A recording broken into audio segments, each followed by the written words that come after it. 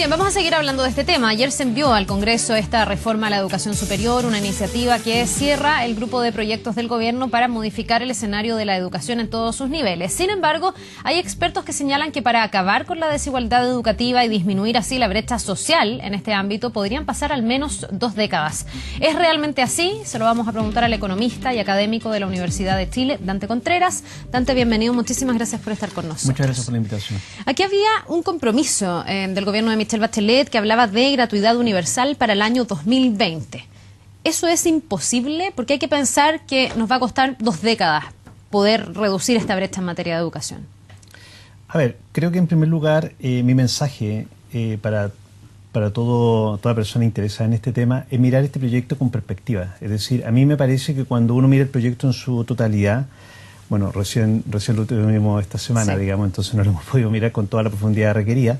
Pero cuando uno mira los titulares al menos y los distintos componentes, uno ve un proyecto bastante balanceado y que tiene bastantes cosas positivas. Hay cosas que todavía uno puede discutir o puede tener dudas, como la que tú preguntas, pero ciertamente los componentes de la misma atacan temas institucionales, temas de funcionamiento, temas regulatorios, temas de financiamiento. Entonces creo que lo correcto es tener una discusión menos apasionada, más tranquila, y ver el proyecto con un poco más de perspectiva. Creo que es lo primero. Y respecto a la pregunta concreta que tú haces, bueno, este proyecto contempla un plan de gratuidad. Lo que es distinto a lo que quizá la expectativa de la gente tenía es los plazos en los cuales se cumple, ¿ya? Entonces, lo que este proyecto plantea acá es una escala donde en función al crecimiento de la economía y a la recaudación tributaria producto de este crecimiento, se va a financiar finalmente, o habría un camino de financiamiento de la gratuidad. Ahora, no hay que perder de vista, y yo creo que esto es bien clave, el compromiso que se está haciendo con esta propuesta es de atender al 60% más vulnerable.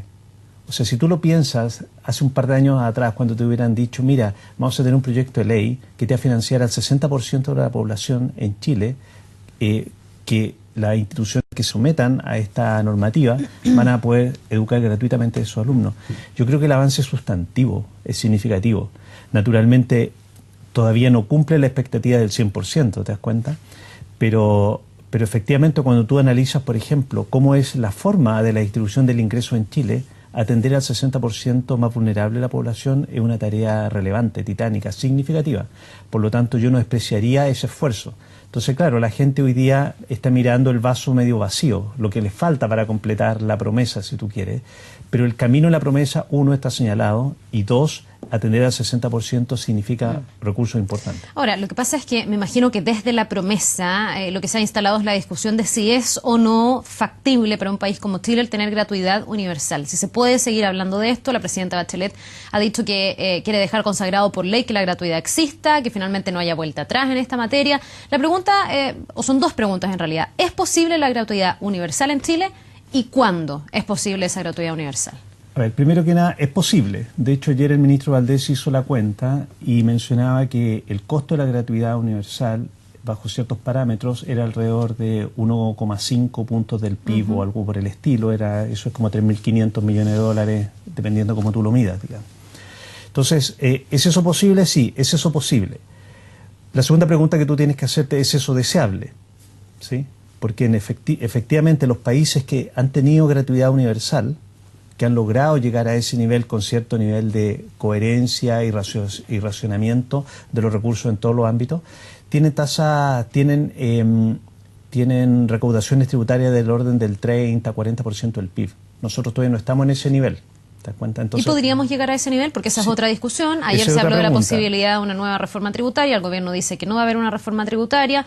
Algunos se preguntan sin reforma tributaria, entonces ¿cómo? Y otros dicen, bueno, pero es que Chile está capacitado para tener otra reforma tributaria y seguir aumentando la carga impositiva. A ver, tú tienes 2 formas de incrementar la recaudación, si tú quieres. Una, elevando los impuestos, ¿okay? Y eso también tiene un límite, producto de que la gente que paga impuestos cada vez se va achicando, digamos, si que tú haces tasas crecientes, por ejemplo. La otra forma es aumentar la base, es decir, que más gente pague impuestos, ¿ya? Y eso se logra con crecimiento económico, eso se logra con el paso del tiempo, en el sentido de que más gente empieza a elevar su nivel de renta y entra en la categoría de taxable o tributable. Entonces, en ese sentido, tú tienes esas dos dimensiones. Luego, lo que este proyecto plantea es la segunda alternativa, una segunda alternativa donde no hay una reforma tributaria adicional, sino que se espera que con el crecimiento económico y el paso del tiempo, la base tributaria aumente y por tanto eso logre generar los recursos ¿Y para eso financiar. qué tan gradual puede ser, Dante? Porque nuevamente, a la luz del compromiso, hay cierta frustración por lo que uno ve en las declaraciones de los estudiantes que tenían otra expectativa, pensaban que esto iba a ser bastante más rápido, de algunos parlamentarios que también han señalado esto, incluso algunos que lisa y llanamente dicen que esto no va a ser posible, porque además hay algunos que nunca estuvieron muy convencidos con la gratuidad universal. Si tomamos en cuenta el modelo que propone y esta tabla, ¿no?, de cálculo que propone el proyecto, ¿cuándo sería posible, a través de este sistema de recaudación que tiene que ver con el crecimiento, el llegar a una gratuidad universal? ¿O no es posible calcular el tiempo? No es posible calcular el tiempo con esta tabla, en el sentido de que depende de la velocidad de crecimiento económico y de la velocidad en la cual más gente se integra a la base tributaria. También va a depender, por ejemplo, de otros ingresos que tenga el país, por ejemplo, los ingresos del cobre. Claro. Entonces no es lo mismo hacer una simulación con $3 del precio del cobre con $2 el precio del cobre. ¿Te das cuenta? Ese diferencial de precio del cobre son recursos significativos para el país y por lo tanto para la recaudación tributaria. Por lo tanto, no es posible decir con certeza en 5 años o en 10 años esta condición se va a cumplir. Pero quiero volver a la pregunta original, es decir, acá la cuenta que hace déjame tratar de interpretar lo que está proponiendo el ministro Valdés. Lo que propone el ministro Valdés, en definitiva, es decir, mira, aquí hay un compromiso con la gratuidad, porque hay un plan, hay un diseño, ¿ya? Ese diseño puede ser lento y a lo mejor a muchos actores políticos o ciudadanos o agentes le puede parecer muy lento ese tránsito, ¿te das cuenta? Pero eso no significa que no se pueda financiar. La cuenta de ayer da 3.500 millones de dólares, por lo tanto tú podrías tomar otro tipo de decisiones como sociedad. Entonces tú dices, mira, en realidad yo quiero financiar esto hoy día, pero poner esa discusión en la mesa significa renunciar a otro tipo de gastos. Un país tiene múltiples necesidades, ¿sí? Entonces no solamente la educación es una de ellas, no solamente la educación superior. Tenemos que recordar que este gobierno también hizo una reforma significativa en la educación escolar. Tenemos el proyecto preescolar, tenemos el proyecto lucro, selección copago, carrera docente y nueva educación pública. Todo eso cuesta alrededor de 4.000 millones de dólares. Entonces el gobierno está haciendo un esfuerzo importante en materia educativa, como nunca antes se había hecho, tanto en escala como en integralidad. Ahora, entonces, Dante, en ese sentido, lo que aquí se está haciendo es, además de la reforma escolar, se está haciendo un proyecto que beneficia en términos de gratuidad hoy día hasta el 60% de la población y con un plan hacia futuro. Si es que la población quiere adelantar ese plan, ¿es posible adelantarlo? Bueno, es posible adelantarlo, pero eso va a significar tener una discusión respecto a qué cosa tú vas a dejar de hacer. Ahora, mi pregunta es si al momento de hacer la promesa entonces no hubo un error de cálculo. Porque en el fondo ya en ese entonces había gente que señalaba y decía, bueno, ¿de dónde vamos a sacar la plata? Se dijo, vamos a hacer una reforma tributaria. Todos, en el fondo, yo entendí, no sé, yo creo que mucha gente entendió que con esa reforma tributaria se iba a financiar esta reforma a la educación superior con todos los proyectos que usted me señala y que estaban contemplados en el programa de gobierno. ¿Por qué entonces ahora no está la plata? ¿Qué pasó con esa reforma tributaria? ¿Se quedó corta? ¿Recaudó menos? ¿O nunca lograba recaudar lo que se requiere para llevar adelante una reforma tan grande como esta? A ver, cuando se inicia este proyecto, creo que es muy relevante tu pregunta, efectivamente hay a gastos permanentes e ingresos permanentes. Entonces es una regla de responsabilidad fiscal, ¿sí?, que este gobierno ha buscado mantener. Entonces, en ese sentido, para financiar una reforma educacional de envergadura, que insisto, esto no es solamente educación universitaria, esto es de educación parvularia, esta educación universitaria. Esta es una reforma integral de punta a cabo y además con una escala de recursos significativos. Aquí estamos hablando de 3 puntos del PIB, ¿sí? De 3 puntos del PIB estamos hablando de ¿cuánto? De 7.000, 8.000 millones de dólares adicionales. Que era lo que pretendía recaudar la reforma Exactamente. tributaria. Entonces, ¿por qué esa ecuación ahora no se da? Es que esa ecuación funciona. Sí, esa ecuación es vigente, está absolutamente vigente. Es que para el resto de la reforma no se puede seguir sustentando por sí misma, digamos. No, lo que pasa es que cuando tú haces una reforma, están pasando un montón de cosas al mismo tiempo. Es decir, tú estás haciendo un supuesto, por ejemplo, del crecimiento económico que te permite tener más recaudación. Tú estás haciendo un supuesto, por ejemplo, del precio del cobre y de los commodities que te está generando alguna recaudación. esos dos supuestos en términos de crecimiento económico y precio del cobre fueron más bajos de lo esperado y eso ha disminuido la recaudación esperada, uno. En segundo lugar, tú dices, tengo 7.000 millones de dólares, por ejemplo, y te gastaste 4.000 en la primera parte de la reforma. ¿Sí? ¿Se entiende? Sí, se entiende. Entonces, te queda un remanente para gastar en lo que viene, que es lo que estamos discutiendo ahora, que es la reforma de educación superior. Y lo que está haciendo el ministro... Lo que pasa es que la reforma de la educación superior no es un imponderable que apareció en el camino, también era una reforma que venía planteada desde el comienzo. Por eso pregunto si no hay un error de cálculo. No, porque es distinto, cuando lo voy a llevar a economía doméstica, cuando uno está haciendo arreglos en la casa y tiene un presupuesto y, no sé, se le rompe una cañería y tiene que incurrir en un gasto porque es un accidente, digamos, algo que no estaba previsto. Esto está planificado. Pero aquí todas estas reformas estaban planificadas. Entonces, decir, no, es que nos gastamos la plata antes o después, también uno podría decir, bueno, entonces algo se calculó mal, digamos. No. Es que o fuimos demasiado optimistas en el cálculo. Es que déjame volver a lo que estaba tratando de explicar. Primero, la reforma iba a recaudar entre 7.000 y 8.000 millones de dólares. Lo que estoy tratando de decir es que parte de esos recursos ya están comprometidos en la reforma escolar. No es que, no es que los 7.000 millones de dólares iban a ser solamente para la educación superior. Entonces, parte de eso ya está comprometido.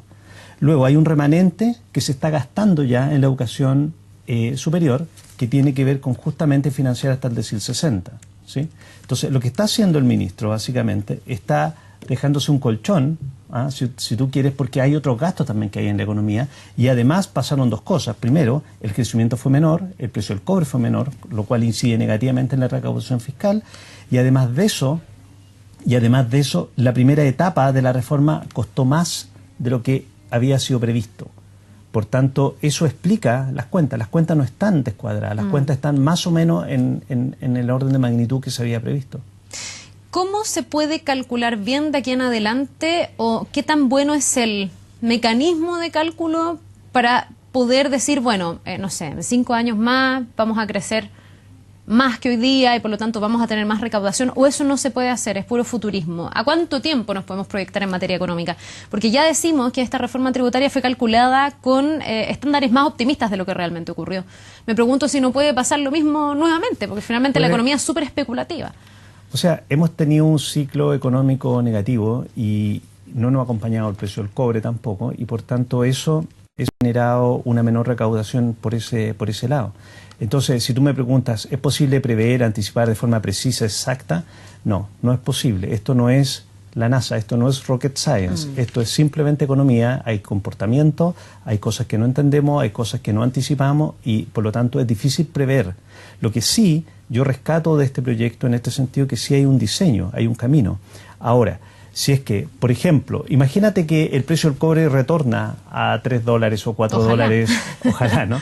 Y los recursos fiscales se incrementaran de forma significativa. Bueno, ahí uno podría evaluar efectivamente si es que me meto en este negocio o no me meto en este negocio. ¿Te das cuenta? En términos de gastarme todos estos recursos en este proyecto. Si es que tú crees que el precio del cobre no va a ser estable nuevamente en el futuro, difícilmente vas a decir que esta política va a ser sostenible. ¿Te das cuenta? Por lo tanto, en ese sentido, lo que se busca con un proyecto de este tipo es diseñar una transición que sea razonable y que sea estable. Yo quiero volver a resaltar el hecho que se está dando bajo este proyecto, al fin del gobierno, una gratuidad al 60% de la población. Creo que si uno pensaba esto hace 5 años atrás era prácticamente impensable. Piensa toda la oposición que hubo respecto a este proyecto y toda esta idea donde mucha gente como Brunner o como la derecha decía, no, esto es un subsidio a los ricos, ¿cierto? Entonces, bueno, yo no entiendo por qué ahora existe la queja si que efectivamente estamos focalizando los recursos en los más pobres. Bien, pues Dante, muchísimas gracias por este análisis. Vamos a seguir bien pendientes a todos los coletazos que se está generando y toda la discusión, pero interesante también esto de mirar el vaso medio lleno y no solo el vaso medio vacío, y no solo quedarse con las preguntas, sino también con lo que ya está resuelto medianamente, al menos porque falta el trámite legislativo, por cierto, en este proyecto. Interesante también el tema de la acreditación que viene acá, que le exige... Que va a ser obligatoria. Que va a ser obligatoria y exige mayores estándares para todas las instituciones. Sí, pues lo que apunta directamente a la calidad, que a veces se olvida en pos del financiamiento. Muchísimas gracias, Muchas gracias Dante, que tenga muy buen día. Nos vemos.